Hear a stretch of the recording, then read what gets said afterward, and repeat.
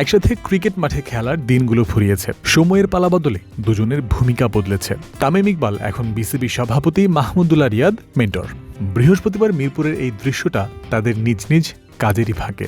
শেরেবাংলা স্টেডিয়ামের সার্বিক উন্নয়ন কার্যক্রম তদারকি করছিলেন তামিম ইকবাল, আর খানিক আগেই বাংলাদেশ এইচপি দলের সাথে ফটো সেশন শেষ করে এসেছেন মাহমুদুল্লাহ।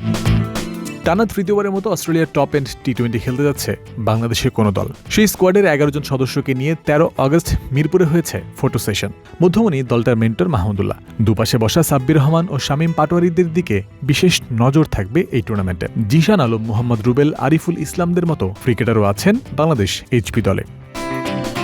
সঙ্গত কারণেই দলের গুরুত্বপূর্ণ কয়েকজন সদস্যকে ছাড়া মিরপুরে এই ফটো সেশন সারতে হয়েছে এইচপি দলের, কারণ বাকিরা সাউথ আফ্রিকায় অবস্থান করছিলেন বাংলাদেশ এমার্জিং দলের সিরিজে। গতকালই সাউথ আফ্রিকা এমার্জিং দলের সাথে যৌথভাবে সেখানে চ্যাম্পিয়ন হয়েছে টাইগাররা। এমন সিদ্ধান্তের প্রভাবক ছিল সাউথ আফ্রিকায় ম্যাচ ভেন্যুতে বৃষ্টি বাঁধা।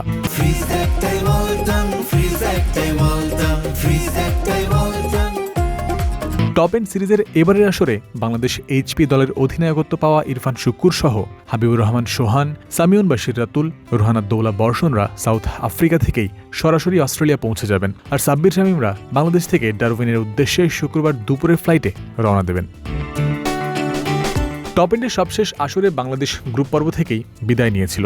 2024 সালে হওয়া প্রথম আসরে ফাইনালে উঠলেও শিরোপা হাতছাড়া হয়েছিল তাদের। এবার টুর্নামেন্টে যাওয়ার আগে ব্যাটসম্যান শামীম পাটোয়ারি জানালেন নিজেদের প্রত্যাশার কথা। ডারউইনে উইকেট অনেক ভালো, সো এখানে অনেক ফ্রেন্ডলি, অনেক টি-20 যেভাবে হয় অনেক ভালো উইকেট ওইখানে। সো আশা করছি আমরা অনেক ভালো কিছু করব। ন্যাশনাল টিমে ক্যারিয়ার শুরুর পর থেকেই মাহমুদুল্লাহ রিয়াদকে সতীর্থ হিসেবে পেয়েছিলেন শামীম পাটোয়ারি।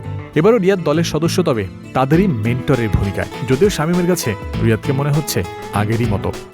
আমার তো এখনো মনে হচ্ছে উনি প্লেয়ার, আমার কাছে এখনো ডিফারেন্ট লাগতেছে না।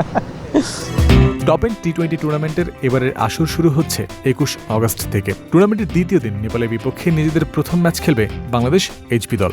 9 দলের টুর্নামেন্টে গ্রুপ পর্বে মোট 6টি ম্যাচ খেলবে টাইগাররা। মিরপুর শেরেবাংলা জাতীয় ক্রিকেট স্টেডিয়াম থেকে জয়ন্ত বিন্দু, ক্রিক ফ্রেন্সি।